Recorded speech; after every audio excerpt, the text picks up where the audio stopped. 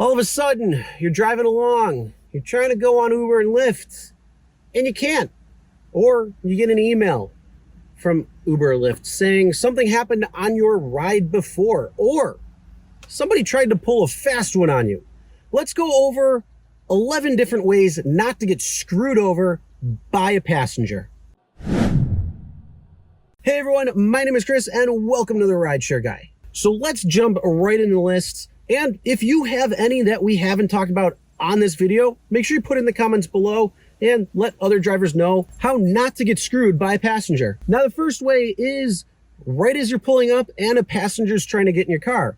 First, before they even get in your car, verify your rider. Make sure you know who's getting in your car. Verify either that they know your name, that you're their driver, or that their name matches what's on the app. There is one other way to verify, and that is through a PIN code, but that has to be set up on the passenger app, and many passengers just don't use the PIN code. So unfortunately, now you're just gonna have to verify by name. Now, number two, when you're verifying your rider, make sure your doors are locked. You need to verify your rider, but you also need to make sure you know who's coming in your car. So how many people are coming in your car?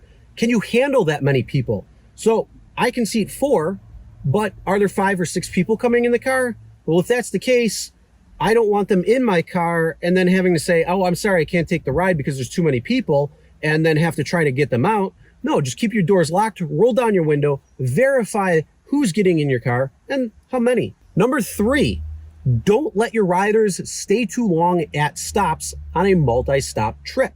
Stops are only supposed to be 3 to 5 minutes. It's gonna be up to you to depend on how long you wanna wait there. But again, multi-stops are only supposed to be 3 to 5 minutes per stop. One of the best things to remember is you are only getting paid when the wheels are moving with somebody in the car. If you're sitting there waiting, you're not getting paid. Number 4 really ties in with number 3 when it comes to multi-stop trips. And that is, do not let your passengers leave anchors in the car. Now, an anchor is basically their crap. So a purse, a sweatshirt, a phone, a child's seat, these things could all be left in the car when they're going on their stop. And if they pull up to a grocery store, if they pull up to a department store or a mall or anything like that and expect you to wait, tell them to take all of their belongings with them, because you can only wait X amount of minutes. And if you go beyond that, you're going to have to cancel the ride. They're going to have to get a new ride. And you want to make sure that they have all of their stuff. So don't let anchors stay in the car on a multi-stop trip. Number 5, no unaccompanied minors. Somebody who is 18 or older needs to stay in the car during the entire duration of the trip. Don't let parents make their transportation issues your problem. Because if something goes wrong, it's going to be on you. Because in TOS, it firmly states all rides have to have somebody who is at least 18 or over in the car during the entire duration of the trip for both Uber and Lyft. There's no unaccompanied minors allowed, which means if there's an issue, these platforms' insurance companies will not pay out because you were not following TOS. Number 6 also deals with children, well, smaller children, and that is, do not let children that need car seats into the car without a proper car seat. And if the parent actually has the proper car seat for their child, make sure that they buckle it in correctly. Because again, if something happens, it's going to be on you as the driver. Number 7, if there is a designated pickup and drop-off zone, make sure you pick up or drop off your passengers in that zone.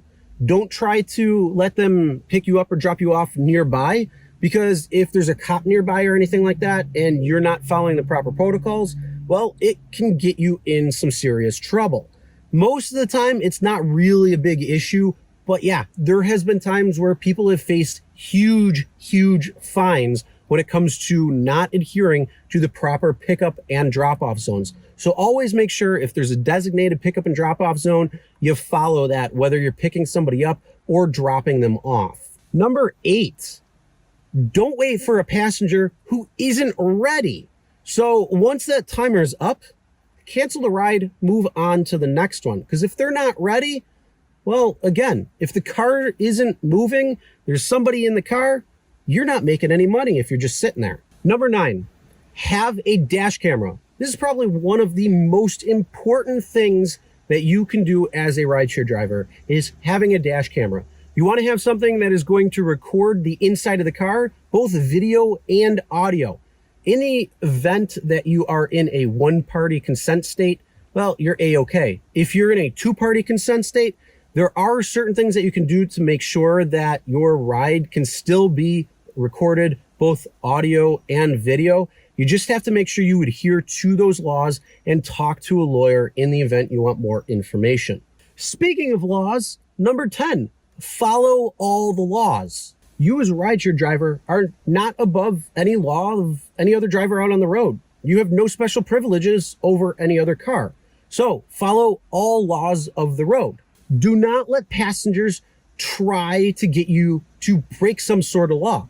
Like I said with a few others, but same thing with saying, hey, can you get there faster, and try to get you to speed or anything like that. Follow all the laws and don't let a rider try to get you to break the law. And number 11, you can cancel the ride at any time if you feel unsafe. So if somebody is making you feel uncomfortable, you can politely tell them, please get out of my car, the ride is over. When you're doing this, make sure to try to de-escalate any situation, anything that arises. Try to stay level-headed. Don't go emotional, because they're probably going to get really angry and you have to try to calm that down or de-escalate that. Otherwise, if you got two angry people going at it, it's just going to be a mess. So try to stay calm and relaxed, professional during this time if you have to end the ride mid-ride. And when you have to drop somebody off, make sure it is in a well-lit area, like a gas station or something like that. But never, ever drop off a rider on the side of a highway.